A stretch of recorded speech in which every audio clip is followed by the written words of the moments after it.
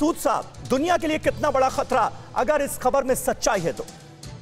देखिए, बहुत बड़ा खतरा है। आप देखिए अभी पिछले दिनों क्या हुआ है कि 7 सितंबर को यूके के इंटेलिजेंस के चीफ, MI6 के, CIA के इंटेलिजेंस के चीफ और साथ में रशिया के NSA वो इंडिया विजिट किए, और स्पेशली इसलिए विजिट किए कि यहाँ पे जिस तरीके से जो अफगानिस्तान में सिचुएशन चल रही है, जहाँ पे टेररिस्ट ग्रुप जो आपस में इकट्ठे होकर के उभर रहे हैं, तो इसीलिए ये लोग आए थे बातचीत करने के लिए। ये कोई जनरल अफगानिस्तान की सिचुएशन डिस्कस करने नहीं आए थे, ये बेसिकली डिस्कस करने आए थे टेररिज्म का, और टेररिज्म से क्या खतरा हो सकता है USA को, वेस्ट को और इवन इंडिया को।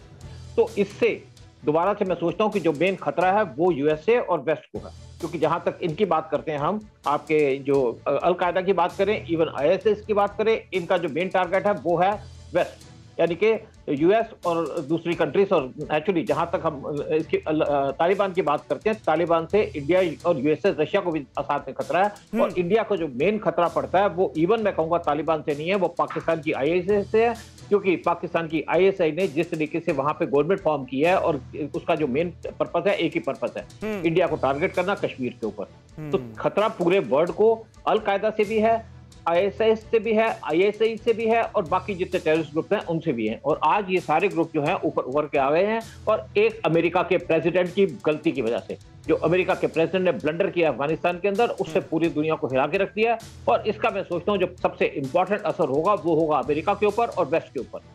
इंडिया तो देखा जाएगा पाकिस्तान के साथ होगा, हम उसको टैकल भी कर सकते हैं। और जिस तरीके से इंडिया ने अब USA को छोड़ करके रशिया के साथ अपना अलाइनमेंट करना शुरू किया है, हाँ। क्योंकि इंडिया के यहाँ पे लोकल इंटरेस्ट है। हाँ। मैं अब देखिए फ्यूचर में क्या है कि इंडिया तालिबान को कंट्रोल करने के लिए एक दोबारा से ग्रुप बना रहा है, इंडिया, ईरान और रशिया, क्योंकि पहले भी जो है नॉर्दर्न अलायंस को ये तीनों लोग सपोर्ट करते थे, अब भी वही सिचुएशन डेवलप होकर आ रही है।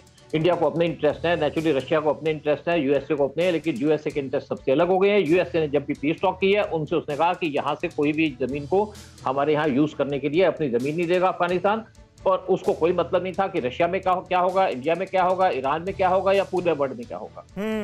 तो मैं सोचता हूँ कि ये जो एक्शन है, और उससे जो मेन एक्शन क्या है, जो बाइडेन का जो स्टेप है, उससे पूरे वर्ल्ड को खतरा बैठ गया टेररिज्म का।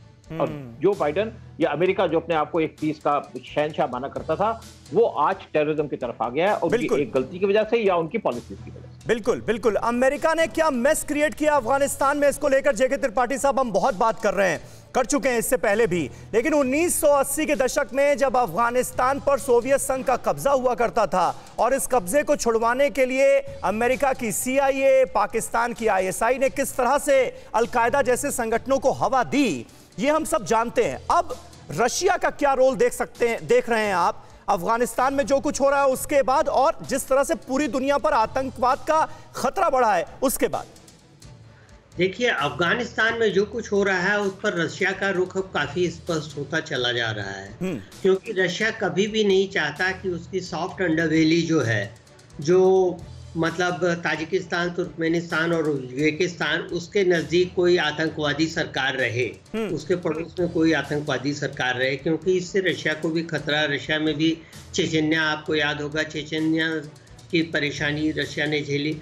और अभी मैं इसलिए कह रहा हूँ कि आप रशिया का ये तरीका देखिए कि अभी कुछ दिन पहले जब पिछले साल नगोर्नो कराबाख के मामले पर आर्मीनिया और अजरबैजान में लड़ाई हुई थी, तो रशिया ने भले ही आर्मीनिया और अजरबैजान दोनों को पहले से सैनिक सहायता दी थी साजो सामान की, लेकिन रशिया फिर भी खुले रूप से आर्मीनिया के साथ था, क्योंकि उन्हें था अजरबैजान जो आर्मीनिया के उत्तर में हो, रशिया के बॉर्डर से सटा है, वहां पर कोई आतंकवादी सरकार आ जाए। आपने देखा होगा कि अजरबैजानी जो हैं वो भी काफी हद तक कट्टर मुस्लिम है, तो रशिया नहीं चाहता था कि आ जाए। और इसीलिए अभी देखिए, जब बातचीत के बाद अभी देखिए रशिया ने साफ कर दिया कि वो शपथ ग्रहण समारोह में नहीं शामिल होगा, और उसने ये भी कहा कि वो तालिबान को मान्यता तब तक नहीं देगा जब तक तालिबान की सरकार अंतर्राष्ट्रीय नियमों पर खरी नहीं उतरती। हाँ।